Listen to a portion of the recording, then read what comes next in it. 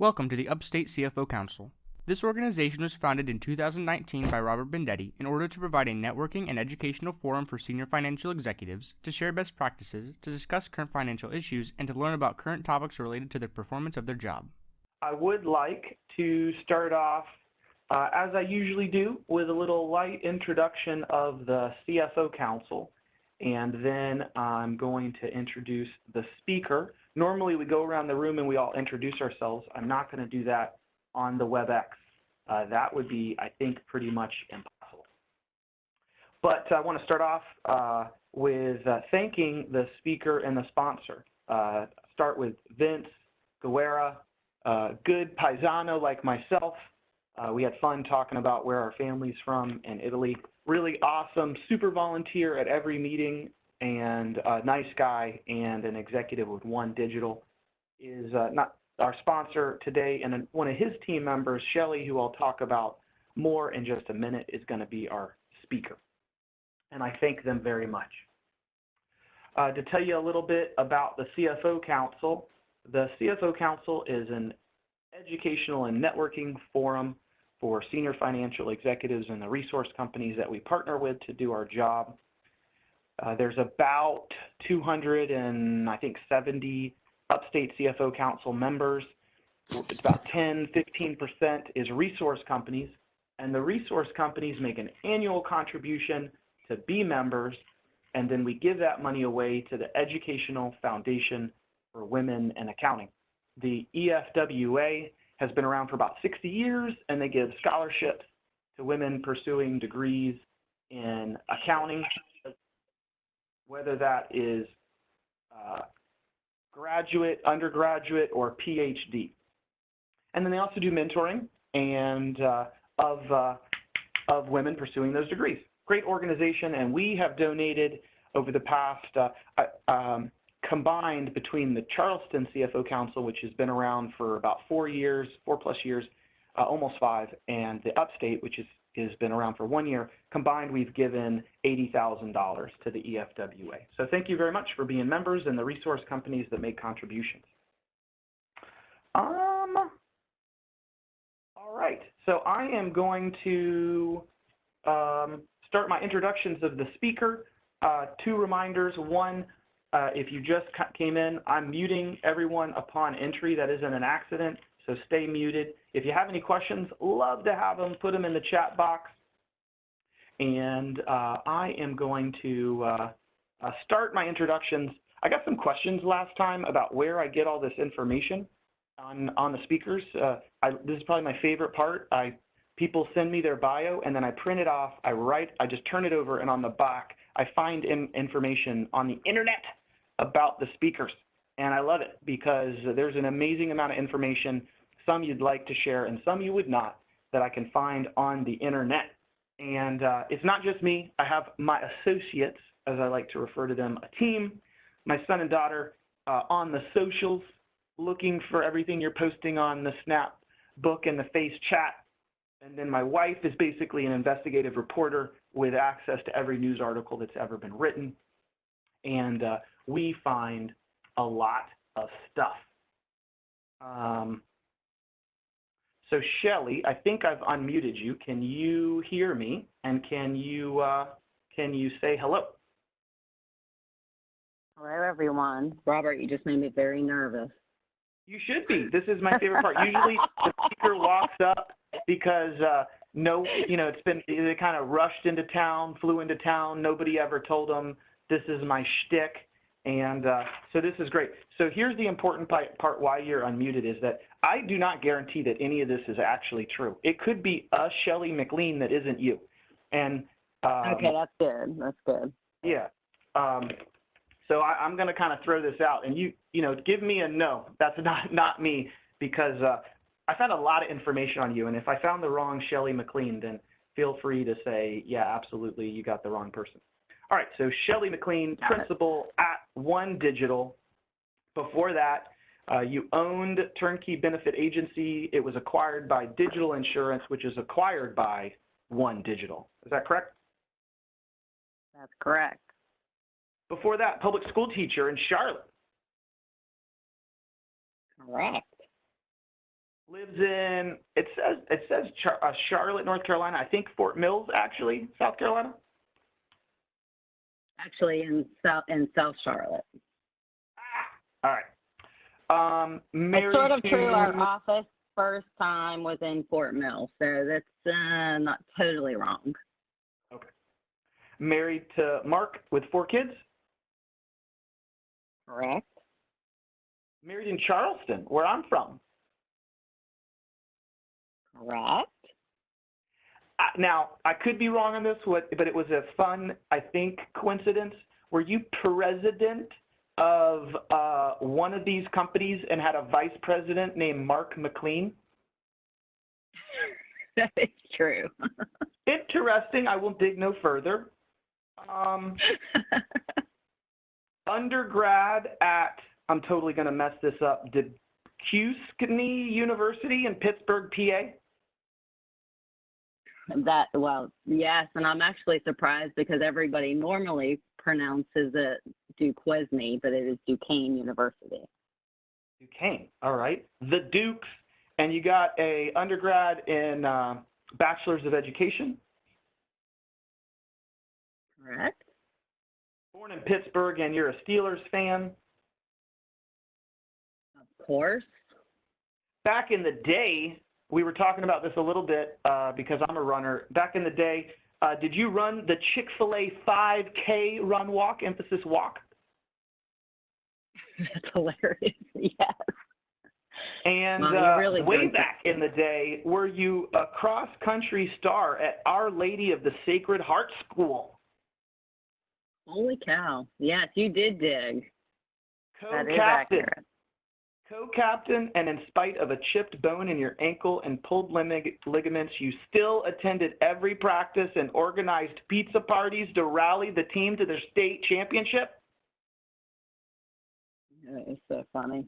Yeah, I guess so. All right, and the super I don't volunteer remember that here, far back, Robert. I'm going to truncate your volunteer experience because all this nicety is starting to make me feel bad about myself, and I'm starting to dislike you. But some volunteer includes board of directors at the Relatives with his Youth Crisis Center. You volunteer to mentor young adults that are exiting foster care. You volunteer through your church, young couples, and you're pursuing a master's degree in nonprofit leadership to be a better volunteer. If any of that is true, you're making me feel horrible, and you're basically a better person than everyone else on this call. So thank you for all that you're doing. I am going to pass. I'm totally not doing this really sly so no one can tell. I'm about to pass the keyboard over to you.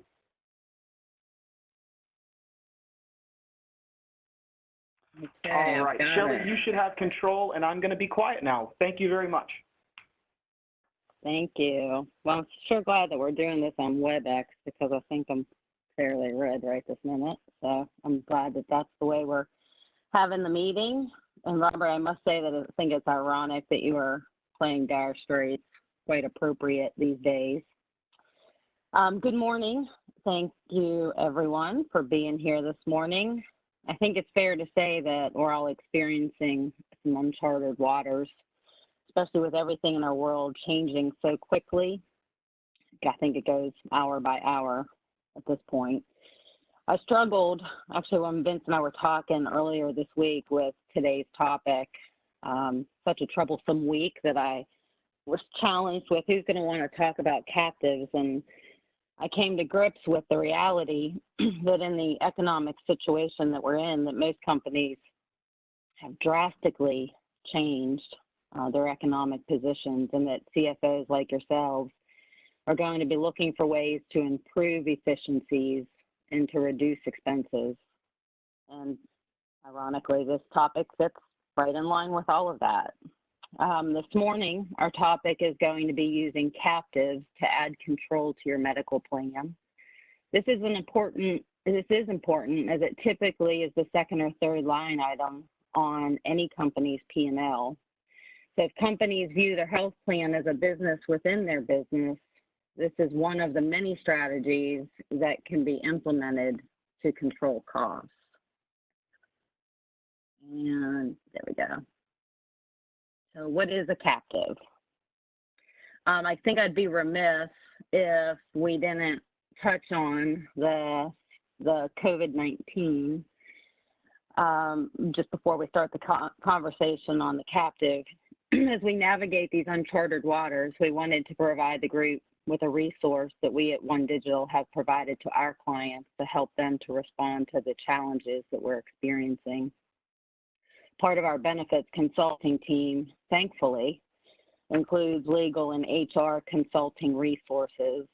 And on this slide, you'll see that there is a website listed on the bottom, and I believe Robert sends this out to everybody. This is a great resource for you all to use. We call it the Hub. And they're working to keep this resource up to date and relevant during this fast-paced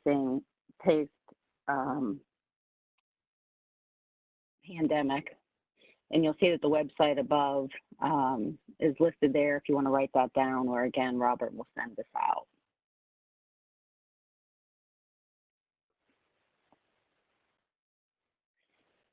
So moving on to the topic for today, what are some of the innovative ways that employers are managing healthcare expenses, and how does using a captive to gain control of costs work?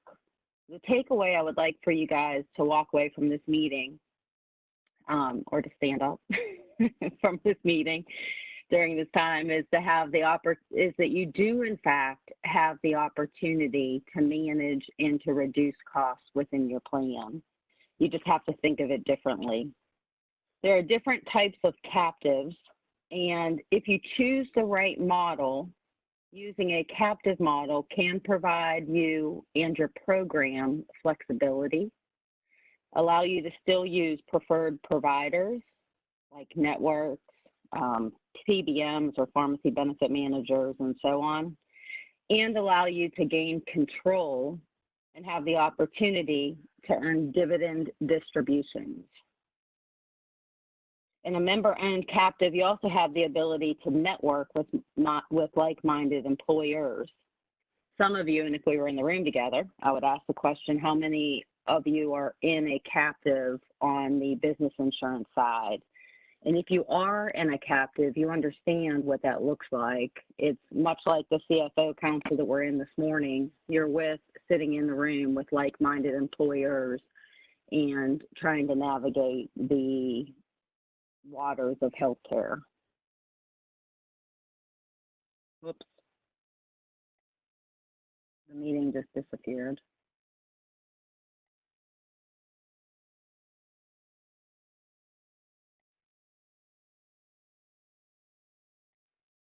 Robert? Yes. Can you hear me?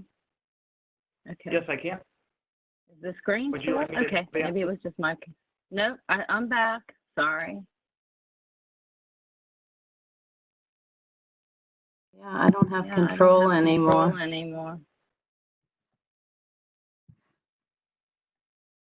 Okay, I'm going to fix your audio and then I'll give you control again. Just a second. Okay.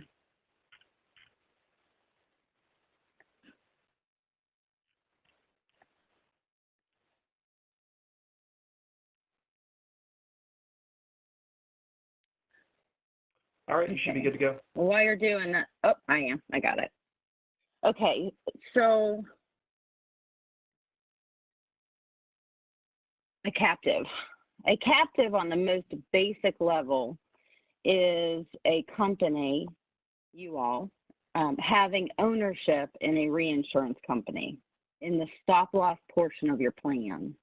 So I'm going to try to simplify this some. So whether you're fully insured or self-funded today, there's a component of your health plan that is referenced as the stop-loss coverage, or if you're fully insured, you'll hear the word the pooling level, the pooling point. Those numbers are all claims over a certain dollar amount are pulled out for renewal calculation. So if you think about your insurance plan, any claims over let's say $50,000, are pulled out from your calculation. That is called, it goes to the reinsurance. So that's what the reinsurance company does, and that's the portion of your health plan that it insures.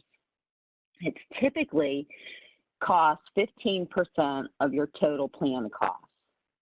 Beyond the stop loss, you have everything underneath. So if you look at a pie, 85% of the pie is your claims dollars, and 15% of the pie in your plan is going to be your stop loss.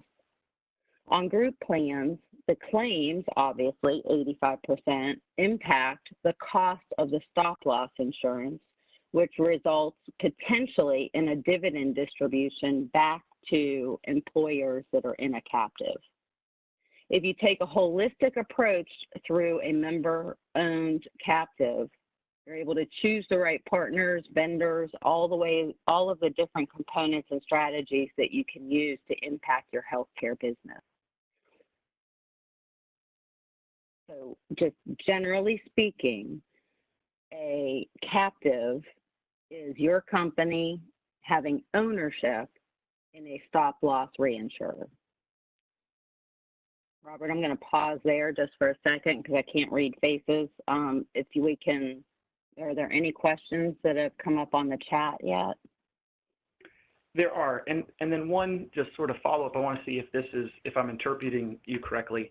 I think of an example might be a privately held company that's owned by one person, but wants to give ownership of you could set up a captive, and you could have ownership of this captive, not only by, say, the owner of the company, but maybe the executives, or another scenario might be that the captive ownership for these dividends is the owner's children or relatives, that some privately held companies use this as a way to, or you could, not only to reduce costs, but it could also be to just shield income in another entity. Have you seen that? Yeah, is that fair? Absolutely true. Right. We do. We actually have a client. We have a client here right outside of Charlotte that has 4 different companies. All 4 of the companies have ownership in the captive, and the spouses own one of the shares of the captive for one of those companies. So that's exactly correct. You can do that. And then with the percentages you mentioned, I've heard similarly, if you have a traditional healthcare plan, if whatever your premiums add up to, that the insurance company wants, Blue Cross Blue Shield or whoever your broker, if you're meeting with them, they're going to say, whatever your premiums add up to, it'd be nice if about your premiums added up, that the costs, like the cost of your plan, your participants, the usage was about 80% of the premiums paid, because the insurance company has to cover their overhead and make a small profit. And so something like the 80-20 or 85-15, and if you have a captive, same thing, you hope whatever the premiums, quote unquote, the company is paying the captive is the 80% is for health care, and then some portion of the difference is going to your stop loss, and the difference is a profit potentially that could be distributed to this new ownership. That's correct. The misconception, I think, and we hear a lot, is that, well, I'm fully insured, so I really can't do that. And the misconception is that a self-funded medical plan is set up differently than a fully insured medical plan. And truly, from its components, it is not. You have claims, and then you have your fixed costs. So you have in your example, 80% is your claims, and then 20% is your fixed costs. If you're fully insured, the Blue Crosses of the world, or the BUCAs, will say, we want your med-loss ratio to be lower than 80%. And that is claims versus premium. And it works no differently in a self-funded plan. The main difference being, if the claims don't happen, you don't pay them out. in a self-funded medical plan. But the role of 80/20 and the components of a health plan, for the most part, minus taxes, are different in a self-funded medical plan and a fully insured plan. Great, thank you.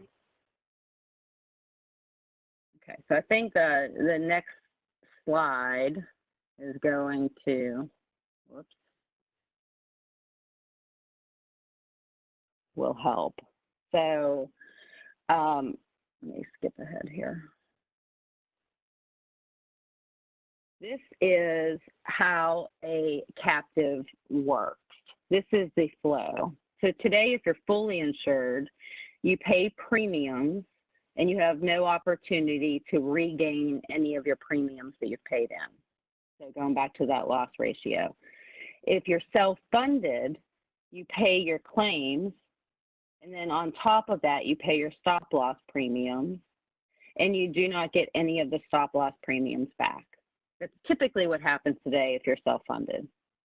If you're in a captive, you're, as outlined in this diagram, you have your TPA or Blue Cross. It could be a carrier or it can be a TPA. You have your network. So whether you're with Blue Cross, whether you're with Cigna, whether you're with MedCost, and as a captive member, you have a self-funded loss fund. So think about those as your premiums. And a stop loss carrier for claims over that loss fund. The benefit of controlling costs, or the benefit of this is that you have the ability to control costs, services, claims, and partnerships, and you have the ability to directly realize the profits back from any dollars left in the loss fund.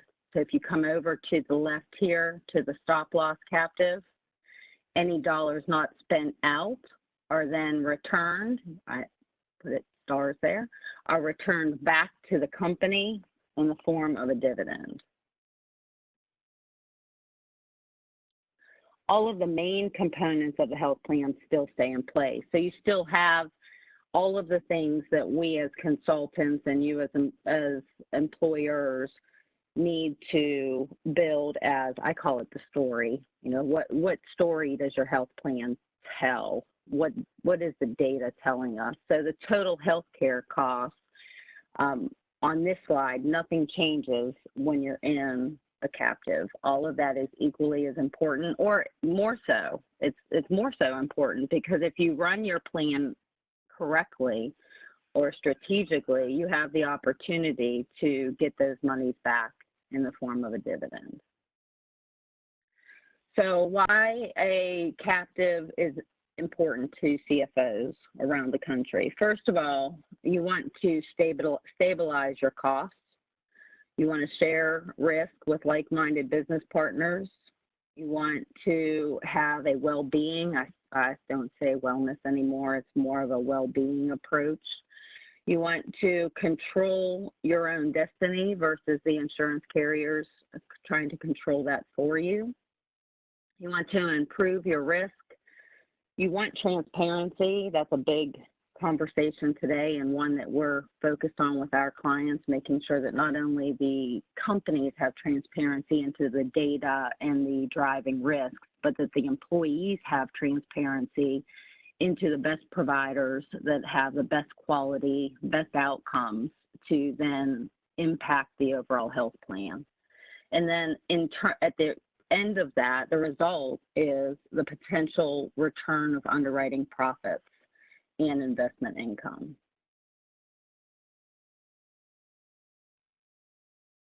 So this is an example of a, excuse me, a client that we have that I've worked with for over a decade.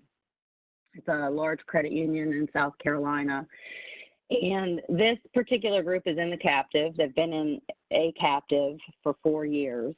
And the trajectory that they were on is the red line. So when we met them, their story, the data, told us they had a high incidence of diabetes. Their average age was older than the norm.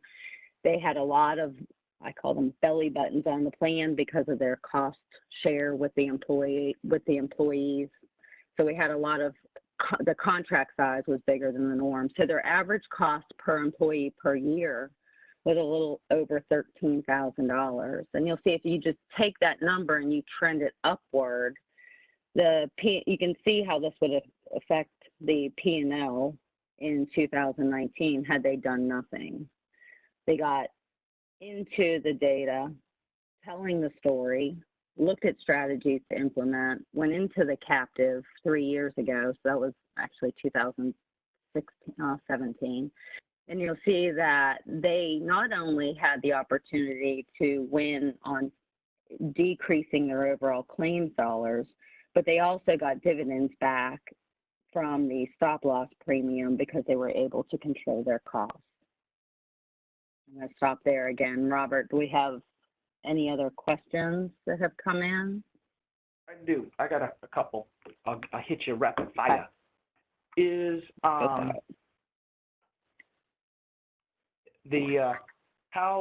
Talk a little bit about flexibility. Is it a very specific inflexible? Is it very flexible? These structures and this flow that you're talking about?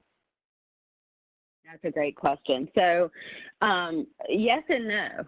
If you have a consultant or a broker, whatever you all call us, who is aware of the captive market, then there are a lot of different options. So some captives will say that you need to use this network. This is the bargaining power we used for this pharmacy benefit manager.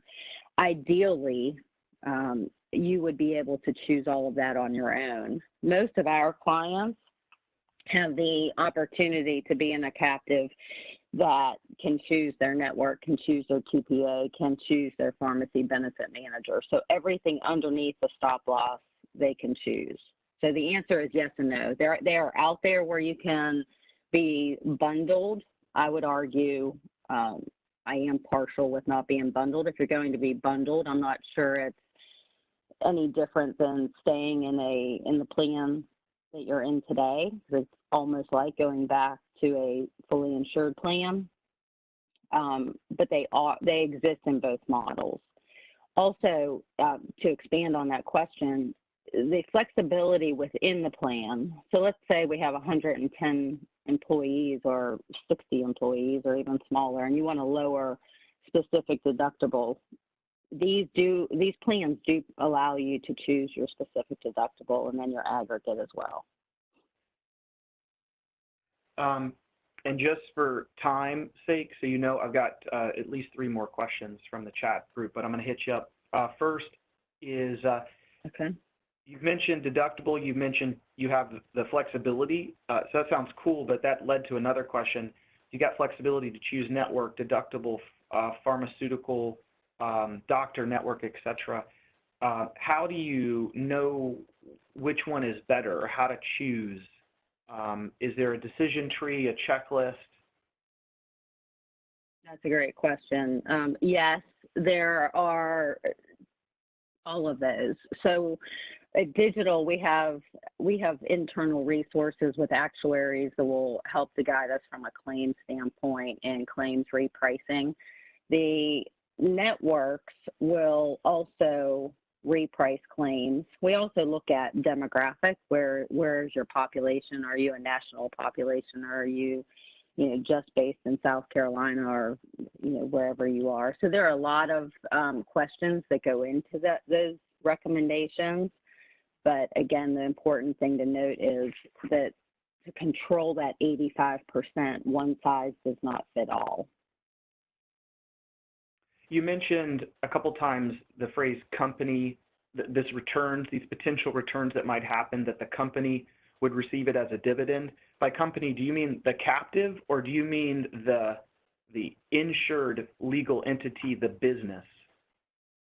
The member owned, so the member, the business that is part owner in the company, in the captive. So each of the companies that are sitting on the call. Yep. Yeah, let me go to another slide real quick.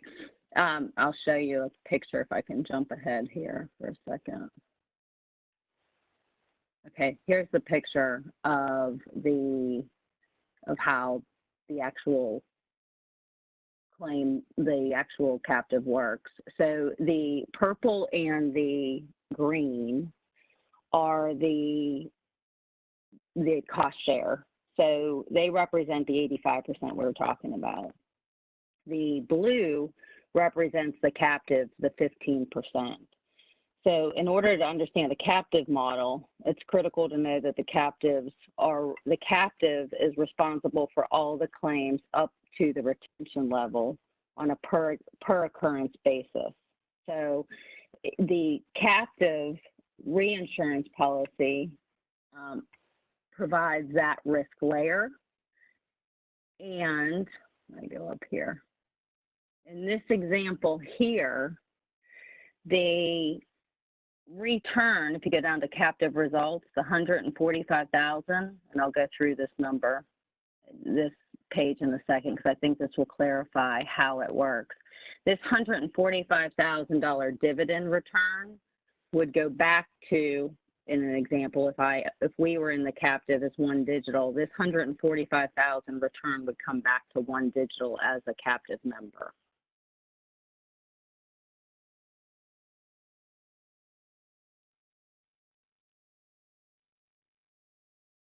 Robert, does that make sense? Well, as an example, let's say you and I owned a business, whatever, widget businesses are us, and I was a minority 10% and you were the 90% owner of this widget or us. The captive could have completely different ownership. It could be your 4 kids. And would the captive get the dividend return, or would widgets are us get the dividend return? Widgets are us, or whoever the purchaser into the captive on behalf of widgets or us or for us is the owner. That's who the dividend comes back to. Okay. Last question I'll take at this time, and I'll just hold first and let you go through your slides. But you spoke about, you used a credit union as an example on the previous slide, wondering if there are circumstances where a captive is a bad idea. Example, maybe it's the demographics you mentioned or less financially strong. Are there some where you've seen this is examples of great options, and some where this is a circumstance where this might be a bad idea? That's a good question. There are circumstances where it is not a good idea, and the underlying reasons there would be risk. What is the risk tolerance for an employer? And then the second, and the one we see more often than not, in terms of why someone would not go into a captive, is because when we do we do 3-year look backs. So I would take your data as widgets are us, and we would look at your historical claims data over the past 3 years to determine what the impact of the captive would have been on your health plan. And then we look forward. So we look at going back to the 85%. We look at your data and determine what that risk looks like. And there are situations in which we would say, okay, Robert, this is a great tool to use, but this is not the right year to do it because of the risk of the underlying health plan, meaning the 85% of claims. But the 3-year look back is a great indicator because it gives us historical data, and then looking at your current data would give us the information that we need to make the recommendations for the upcoming year. Okay, thank you. I'll hold the questions until your next pause you feel comfortable. Okay, well, let's go back to this slide here. This is the slide that shows how it is built. So again, the green and the purple are what happens with the 85%. It's the claims up to the specific deductible amount, and it's the employee-employer cost share from a deductible and coinsurance standpoint. And then built on top of that, so you have claims up to, let's say, go back to our example of the $50,000 up to the purple. And then after the $50,000 on each belly button, you have the member loss fund. On top of the member loss fund, as a member in the captive, the member can be assessed a portion of claims over the loss fund calculation. And then there is another layer to add in captive risk sharing. And then once that layer we're in excess of that deductible, then it goes into the excess loss insurance. So here's an example. So this particular group is 115 employees. Their expected losses are $500,000. Their aggregate attachment point is 120% of their expected losses, or $600,000. Their spec deductible, or for those of you that are fully insured, their pulling level, they're $30,000 per person.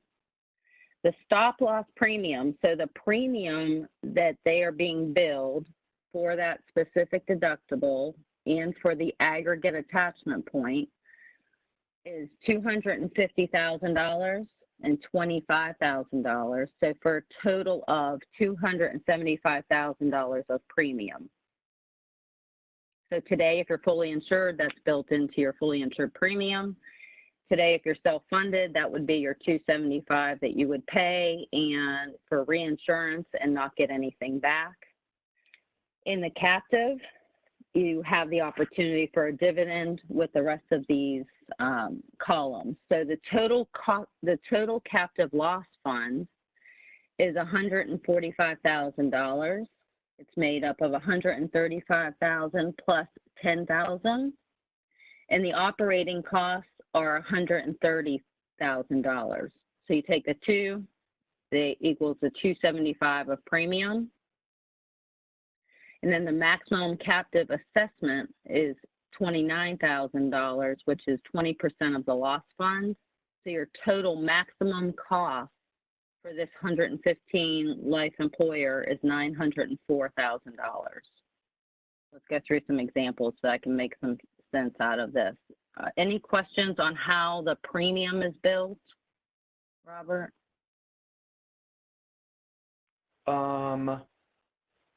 Not a premium question. Is there anything you wanted to add to that?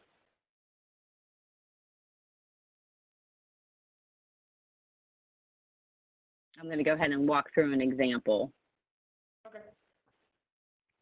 Okay. So we're using the same data up on the left corner.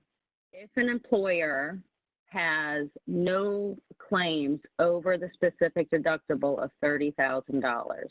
So if we did a 3-year look back and you had 1 year where you had a great year, nobody had claims over $30,000, this is what it would look like. Your losses below the specific deductible were $450,000. We didn't have any that were above the specific deductible. So we had none, obviously, over the aggregate.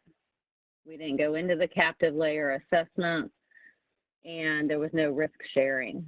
So you take the $275,000 that you all paid in premium, less the $130,000, which was the actual fixed cost of the stop loss, and your dividend return to Widgets R Us or whoever owns the captive stock for Widgets R Us gets a return in the amount of $145,000.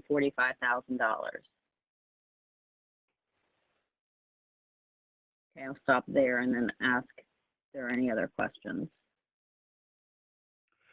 We did have one question that I think is a great piggyback to this, was around, it wasn't a experience from one of our members that they found this option appealing and converted to a captive, and upon renewal rate, they saw a really significant jump in cost versus even the pretty large increases they'd seen on within a more traditional employer-sponsored health plan.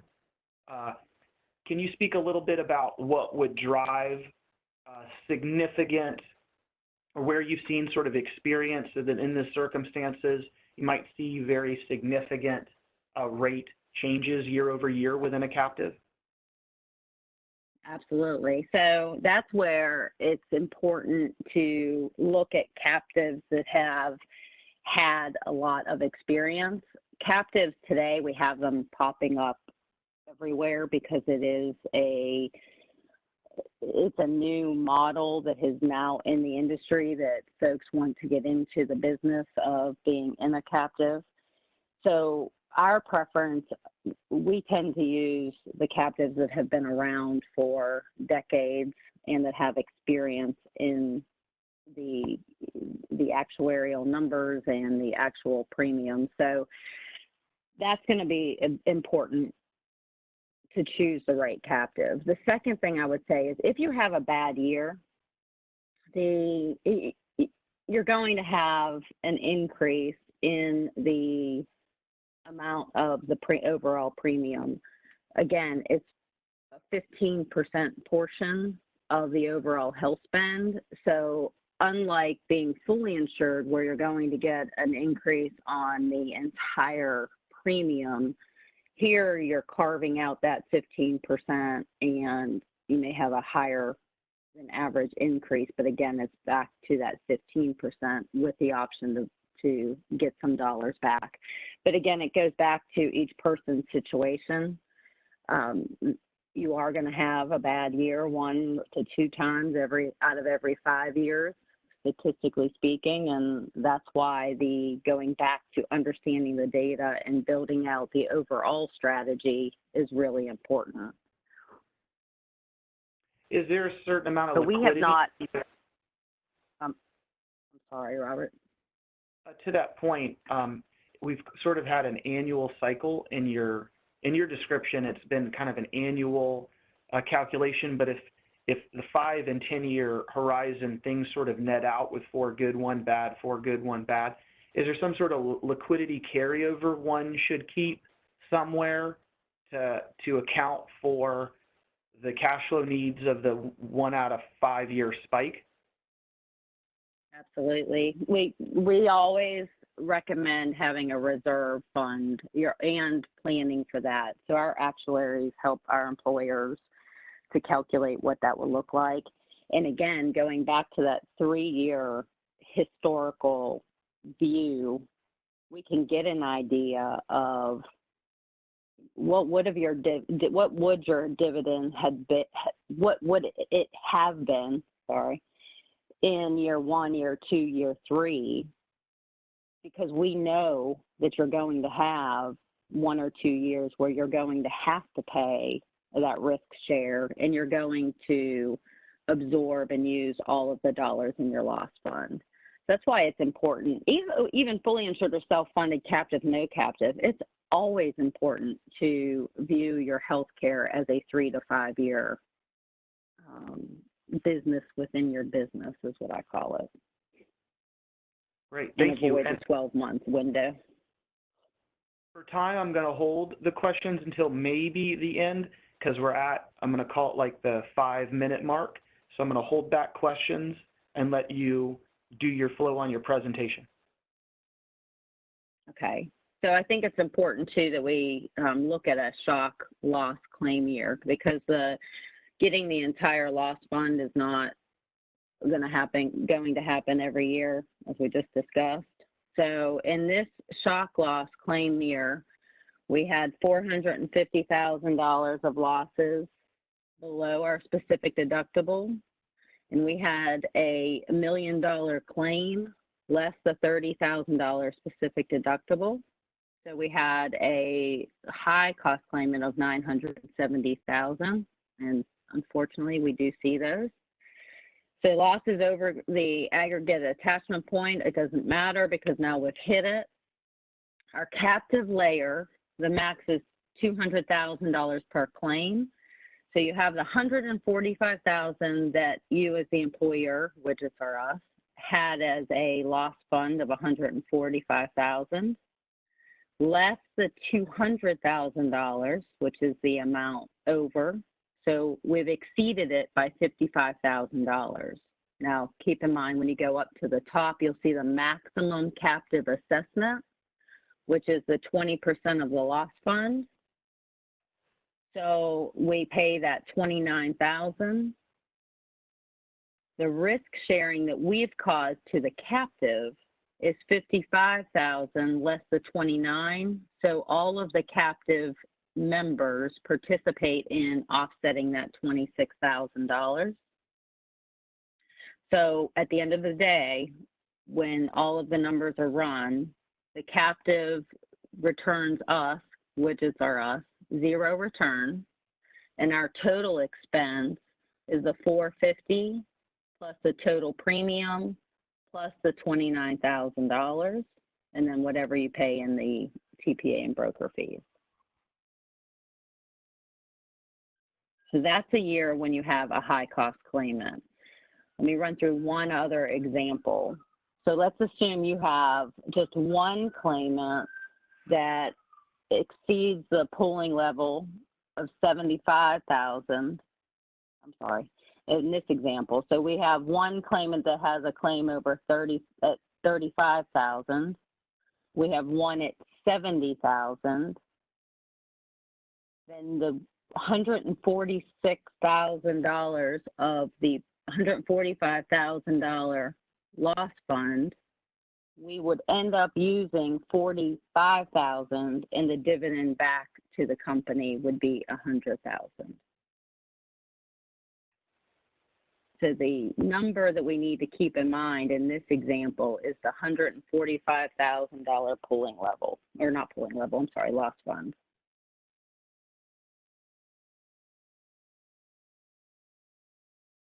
Okay, I'm going to open it up. I know we're running out of time. Robert, are there any other questions? Yes, one question was around, you've covered many of them, but any other pitfalls that you would identify, something that is something to avoid, common mistakes people have made on this journey, either investigating it or in being in it, already having a captive, any pitfalls, sort of any mistakes to avoid from your experience instead of having to learn them ourselves? That's a great question. So I think we talked about a number of them. First of all is making sure that you understand that your company's situation is unique. Everybody's company is unique in their data, in risk. So understanding what your story is. And I personally think the 85% of the story is the most important component, because that is the number that you can truly impact. And then once you understand what your total risks are and you decide that you do want to look at a captive model, you need to make sure, I would highly recommend that you look at all of the different captives that are out there. There are heterogeneous captives, homogeneous captives. There are captives that require you to use specific networks, specific pharmacy benefit managers. We find that there's more value in having diversity and you being able to choose what fits your story. And then the last watch out for is just be aware if your consultant is talking to you about a captive and the captive dividends are based off of the captive as a whole results, that's something that I would, if you're proactively trying to manage your claims costs I would highly recommend that you look at a captive that is going to reward you for your results versus the entire group captive results. And the reason why I say that is because a captive that only returns dividends based on the captive, in my mind, is no different than being fully insured. That was great. Shelly, I think that's an awesome place, what I'll call the pause, because there'll be opportunity for follow-up for the members. That was fantastic. I really appreciate you and Vince bringing this information. Great knowledge share on the benefits, the case studies, pitfalls, the positives, and that sounds like a captive is a lot like a marriage. And so you're interviewing them as much as they're interviewing you when you're making these decisions on memberships of captives. So thank you for that. And to the members, you don't have to be an expert. It's good to have options. And so as you are considering your different healthcare options, say for 2021, this is a great tool to have in your tool belt as something to consider and discuss with your internal team and your current resource partner, broker, TPAs. And then I would throw in OneDigital as a second set of eyes. Vince and Shelly are awesome and obviously subject matter experts in this area, and they'd be a great group to come in for a quiet conversation.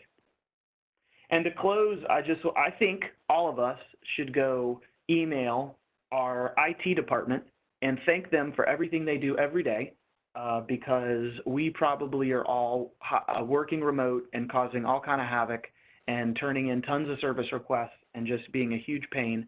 So thank your IT professionals today. Do some scenario planning, that how bad things might get this year and how good things might get next year. But do scenario planning. And I think what a long time ago that we met and did axe throwing, but that was really only 4 weeks ago. So this too shall pass. Last month was awesome, and maybe not next month will be awesome, but the month after that might be awesome. As always, I'm going to send the deck and the contact information for Vince and Shelly and the team at OneDigital out to all members. If anyone has questions, their contact information will be provided so you can follow up with them.